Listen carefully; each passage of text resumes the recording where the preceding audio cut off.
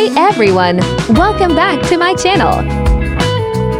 Today, I'm excited to share with you an easy DIY tutorial on how to make a beautiful by using just paper.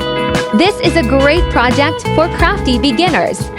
And it's perfect for decorating gifts, hair clips, or even your home. Before we begin, make sure you have the following materials: colorful paper, a pencil, a ruler, scissors, double-sided tape,